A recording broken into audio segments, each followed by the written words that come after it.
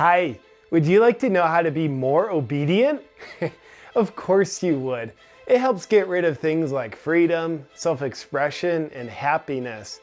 But being strictly obedient not only means you're contributing to a better world, it also gives you a life you'll enjoy living.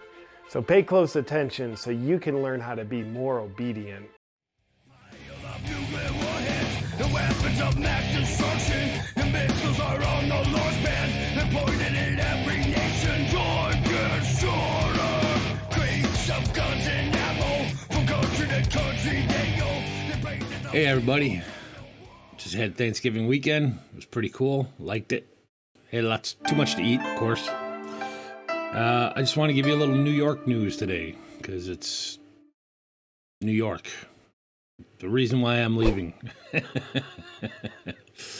So, over the Thanksgiving weekend, this was Andrew Cuomo.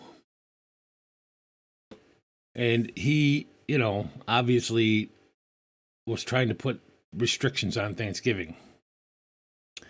So, yeah,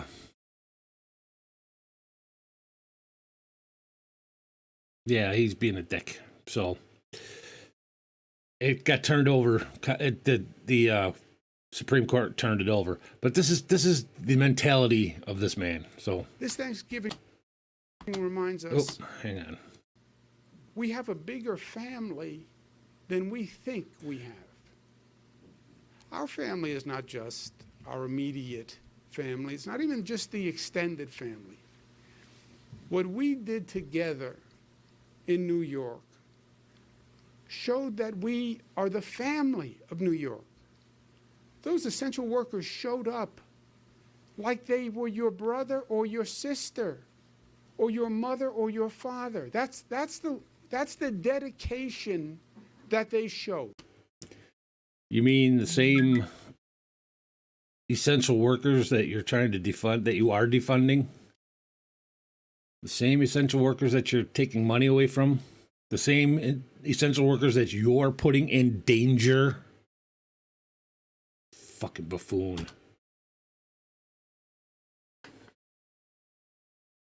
I didn't start. That's the love that they showed. So this Thanksgiving, we're celebrating it with the broader family of New York. And this Thanksgiving, such a tool. We're remembering the less fortunate. Why? Because we're New York tough, and part of being New York tough is to be smart and to be united and to be disciplined and to be loving. And to remind people, because we're creative in New York, and we have style, fashion capital of the world. We have style. We have a beautiful new mask design. Don't be a turkey. This Thanksgiving, wear a mask. We also cut to the chase as New Yorkers, right? We have a way of saying things where we cut to the chase. Don't be a turkey. Wear a mask. And you look good wearing this mask.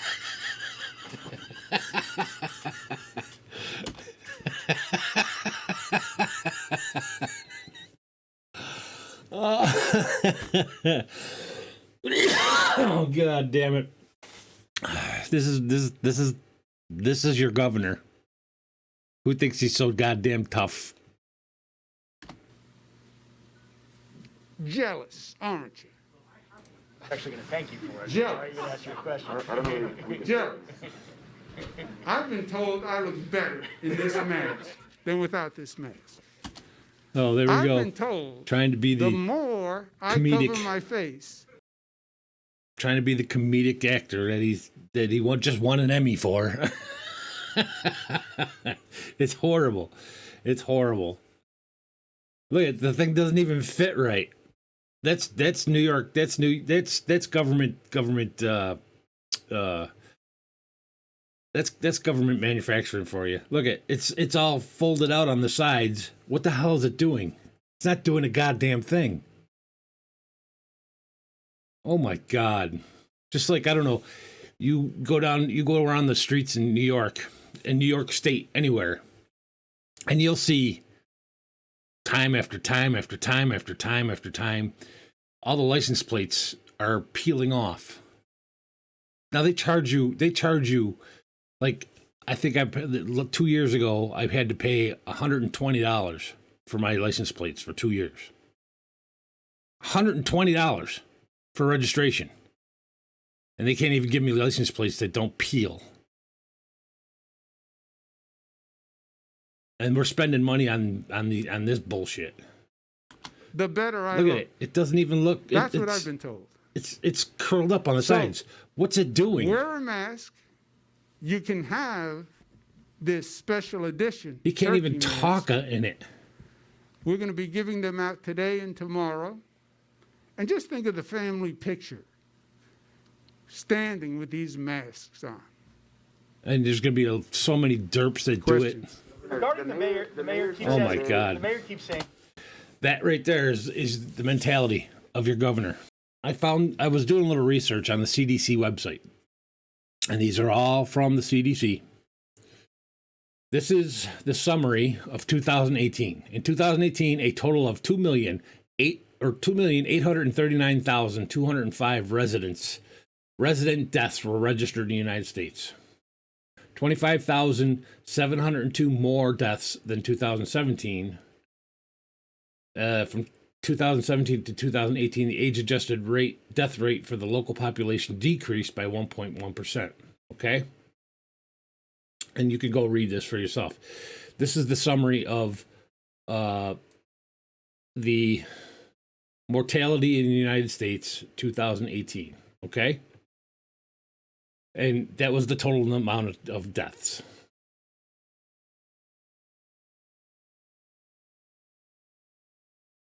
Where is it? I'm gonna get it back up there again so we can compare. Okay, so there it is. This is the total amount of deaths, resident deaths that were registered in the United States. 2,839,205.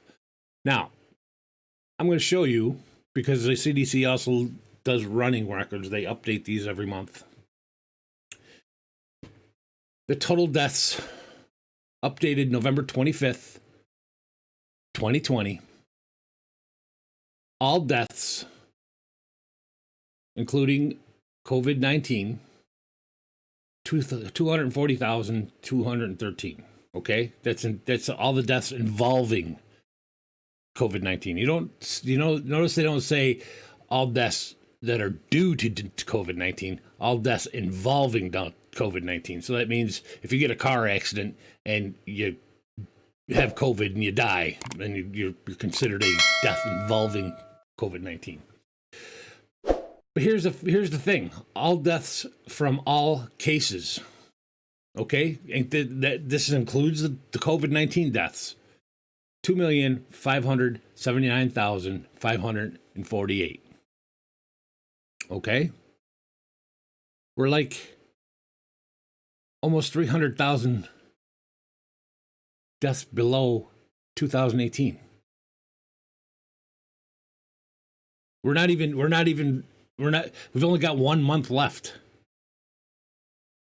So if we hit 2,650,000, we're still below the total death rate of 2018. What is that? I looked for 2019. I couldn't find anything on 2019. I don't know why.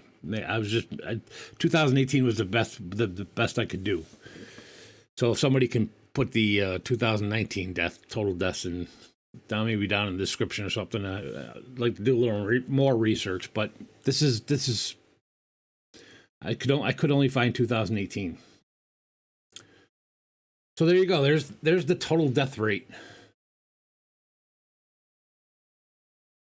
In 2018, 2,839,205.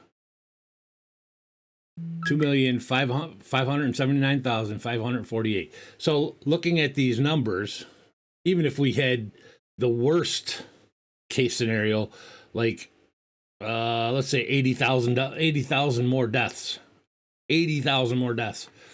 You'd still only be at 2,650,000, which is 200,000 below 2018 numbers for total deaths. And you guys don't think there's something going on here? You guys don't think that there's more to this story? All right, so Cuomo has been trying to overstep his bounds big time. And so he tried to force police and law enforcement to crack down on his Thanksgiving 10 people maximum Thanksgiving executive orders. And some of these sheriffs and especially in the upstate were like, and I loved it. Because from what I understand, the sheriff is supposedly the highest power in the land. A county sheriff, even if he's breaking the law in your county, you can arrest him. You have full power to arrest him. That's why we still vote for the sheriff. That's why the sheriff is still an elected official, because he supposedly has the most power. And so when you have a governor dictating that they must do this and they must do that, they can tell them, no, we're not following that. And there's not a damn thing he can do about it. And old Andy boy is starting to cry like he always does. He acts tough. He acts New York tough, but he's the biggest pussy I've ever seen in my life. It's just amazing. So anyways, Governor Cuomo calls sheriffs who won't enforce his Thanksgiving restrictions dictators.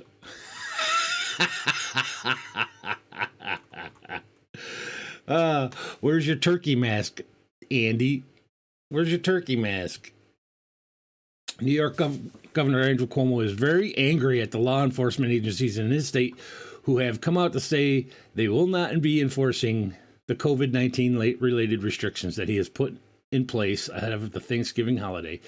Some sheriffs in New York, particularly upstate, have stated that they will focus their deputies' attention on real emergencies and not waste time going door to door, making sure people are complying with their guest limits. Others have said enforcing such rules would violate their oaths of the Constitution, which is a fact. A fact. You sheriffs, here's old Andy talking, the man who's not the dictator. You sheriffs upstate who have said, I'm not going to enforce the law. Now, how a law enforcement officer says, I choose not to enforce the law, I believe the law enforcement violates his or her constitutional duty, and I don't consider them law enforcement officers. Really? Well, Andy, Civics 101, a law is drafted by the legislature, and then the legislature passes that law and then sends it to you, and then you sign it into law. You can't just bypass that whole process. That's just not the way things work. That's not how it works. That's not how any of this works. Just because you wrote it down on a piece of paper and said, here, do this. That's what dictators do.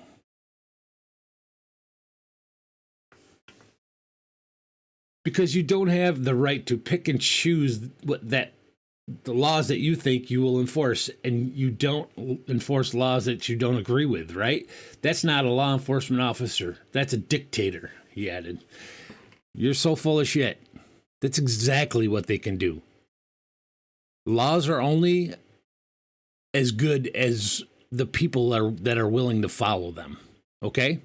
So that's like telling me, if I'm a juror, that I can't, and somebody's getting, let's say non-violent drug crime or something like that, as a jurist, I can say, no, I'm not convicting this man.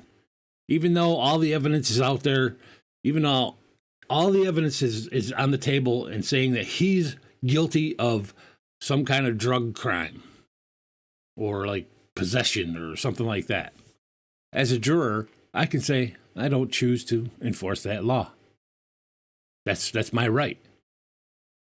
And that's the sheriff's right. If that was the case, any cockamamie freaking piece of crap that's written down on a piece of paper you got to enforce, that's ridiculous. We'd be in serious trouble if that ever happened. And that's why the sheriffs are elected, because they can protect us in that way right there. This is why you see a lot of these Democrats who claim to be constitutional lawyers, like Obama. He didn't go to law school to learn the Constitution and see how it works. He went to law school to figure out where the holes are and to figure out what he could get away with legally. That's what they do. They don't go to they don't become constitutional lawyers to fight for the Constitution. They go into law school to destroy the Constitution. With regard to the Thanksgiving executive order, the Fulton County Sheriff's Office will not be enforcing it against our county residents. Frankly, I'm not sure it could sustain a constitutional challenge in court for several reasons, including your house is your castle, and as sheriff with a law degree, I couldn't, in good faith, attempt to defend it in court, so I won't. Who and how many people you invite to your home is your business. Unlike outdoor gatherings, which may receive a police response if disorderly or other violations of public nuisance laws occur, Fulton County Sheriff Richard Giordino said. So there you go. That's a good man. Fulton County. I'm not sure where Fulton County is. I can't remember. I think it's over by Albany. Pretty sure. But anyways. Yeah. He's right. And it didn't hold up in a constitutional challenge in court. The Supreme Court knocked it down and said, you can't do this. He tried, but you can't do this. So, there you go. That's your governor. That's who you chose. That's who you keep voting for. Good luck, New York.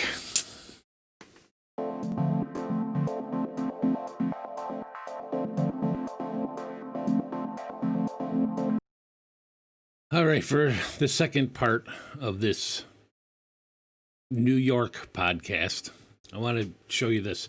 This is from the 22nd Congressional District, which is where I live. And it includes Oswego County, Madison County, Oneida County, Onondaga County. I think that's about it. I think those are the four counties that she covers. But anyways, it's for the House seat.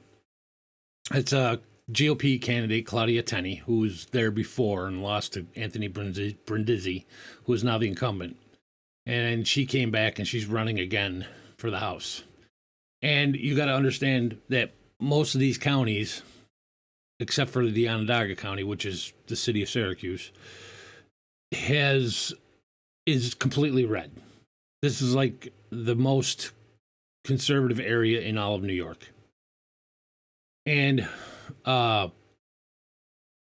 we have some huge problems. On election night, Claudia Tenney was leading by like 2,300 votes. And at this point, now I think today, I read that Brindisi leads by like 14 or 15 votes, something like that. I mean, it's just ridiculous. It's just down to the nitty gritty. But it's crazy what's going on. So I'm going to let you listen to this and see what you think. Where our next guest, GOP candidate Claudia Tenney, leads now with an extremely narrow margin. Claudia, welcome aboard. I think your margin is like under 200 votes at this point. What is your reaction to the state court decision? Because the New York election has been a disaster, a slow counting, trying to get the right answers to things, confusions. What's your reaction to this tonight? Yeah, well, the margin is narrow. We don't even know what the margin is because one of the counties is unable to put a count together. Oh, and that's because, yeah, here's what's happened. Andrew Cuomo issued an executive order in August altering the election rules. Well, one of the, I'll get into the why the one county can't put the count out yet, because there's some other stuff going on which is just insane. And altering how we are going to process elections. So he allowed no excuse absentee ballots. That means anyone can get an absentee ballot. He put on a database, or you could apply for it online. You didn't have to verify. You could just have your name, your date of birth, and your address, and an absentee ballot. Somebody falling asleep. There's so much room for fraud. And that's what the big issue was. Well, and Claudia, you can get those details about people anywhere. Name, address, Absolutely. and a date of birth. It's everywhere these days on the internet. Certainly, and third parties have it. Of course, the Democratic Party, the Republican Party, we all have the data on these voters. And I know a number of people I've asked online have said, we received a ballot and we didn't ask for it. Wow. So there you go. There's one of the things. Andrew Cuomo changing the rules right before the election by executive order. A little fishy, don't you think? But hey, you guys voted for him. So there's so much room for fraud here, and this is we think has been going on. The administrative burden on these boards of elections has been just exhaustive, and you have people that do not have the resources operating under these COVID virus restrictions, trying to count ballots, some by hand, and dealing with 70,000 absentee ballots in a race where the normal amount is about 7,000, with no new staff, and they're trying to make this happen. And, it's rife for fraud. And then interesting, in one of the counties that is in this district, their entire computer system was hacked, so they were shut down from October 15th. See, Claudia, this entire New York debacle has almost every element that people warned about, right? Hacking, this mass mail out where you don't know where the ballots are going and anyone can send in for them. And now you're in a position where you don't even know at this point what the count is. Yeah, one of the counties got hacked. Their computers got hacked, and they were being held for ransom. I think I read it was for like $450 or something stupid, but they were hacked. This is not secure. And now, thank goodness, it's not going to be certified. But considering what happened in the rest of the country and this blue wave in New York, you should be in Washington. She meant red wave, I think. There's a red wave in New York, and I showed you that map a couple episodes ago. You can see how much blue or how much red is in New York now, which boggles my mind that it's still a Democrat stronghold. It doesn't make any sense. Absolutely. And think about this, because there is no verification, there is no voter ID in New York. We have discovered, this was a big New York Post story today that broke, there are a number of people who are deceased that actually voted in this election. And so to be able to ascertain who is a live voter, who is eligible to vote, who is a registered voter to vote in the election, has become burdensome. And now we're in the courts. The courts are burdened and stressed because we have deadlines and we have times we need to meet. So again, this is another situation where you have a liberal Democrat like Andrew Cuomo. It's again, the Democrats usually win by process, not by policy. Well, it's clearly very similar to things going on around the country, and an effort that we're told was to expand democracy and access, in fact, has perhaps made it even worse and has stolen it from some people. But Claudia, good luck. We're going to continue to watch this with you. Thank you. Thank you for being here. All right, so that's the damn truth, that Democrats usually win on process, not by policy, because they can't. Most clear-thinking right individuals will say that the most Democrats' policies are what's destroying the United States, and you can cite example after example after example, like Detroit, and I always tell people, what's the two worst states to live in? California and New York. Well, what's the two most liberal states to live in? California and New York. There you go. Liberalism doesn't work. But anyways, so that was some of the examples of what's going on. But it gets even crazier. It gets even crazier.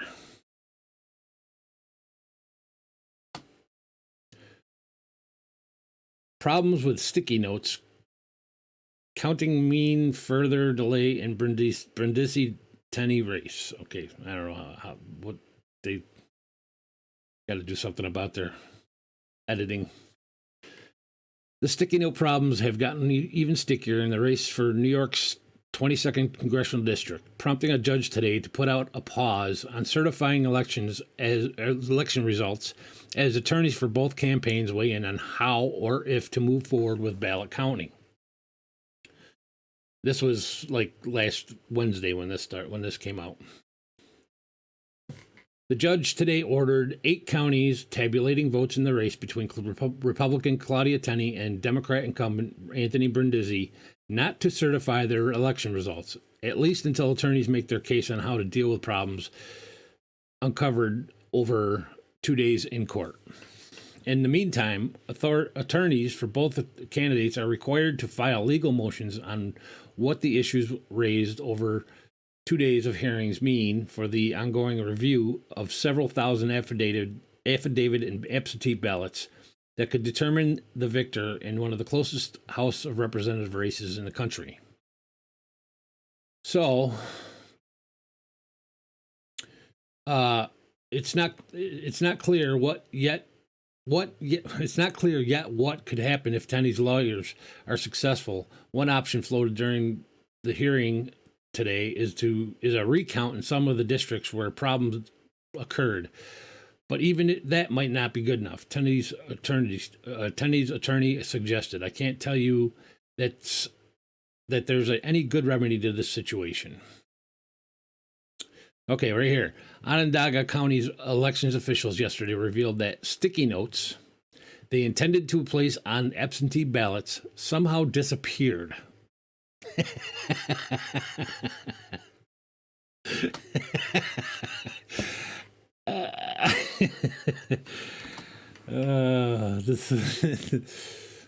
Along with important information about why those ballots were being challenged. The sticky notes also detailed whether the ballots were counted in the first place. So these people put sticky notes. These people put sticky notes on these ballots. This is a vote of national importance, and they're using sticky notes. And either somebody removed them all, or they fell off. Nobody knows. But seeing that, maybe if they fell off, they would fall to the bottom of the box or something like that. They're just gone. It tells me that somebody removed them. And we need to find out who that somebody was. Because this is getting ridiculous. If you think for 1 second that what's going on with these voting issues all around the country are just affecting the presidential race, you're nuts. I mean, the House is getting destroyed by the Republicans. Destroyed. I think they won back what? I can't remember. It's either I think it was 15 seats that the Republicans won back, and this would be one of them. And we just can't have that. We can't have it. Because if they won back 15 seats this time, 2022, they're gonna overrule and they're gonna win back the House. Especially if Joe Biden gets into president, there's no possible way the House stays Democrat. No possible way. So, anyways, this is how ridiculous this stuff is getting. This is how hard they're trying to fight to cheat to win. And people need to start going to jail, man. They just need to start going to jail. This is it. I haven't covered any of the national elections because there's just so much going on. And Donald Trump is making so many different moves and everything else. And then you still have Joe Biden in the office of the president-elect. And you've got all the mainstream media still calling him the president-elect. I changed my name on Twitter to President-elect the Republican. Because if he can just claim to be the president-elect, I can just claim to be the president-elect also. So, anyways, this is New York. This is what you guys voted for. Like, again, good luck, New York. So, anyways, that's it for me for today. So, love you. See ya.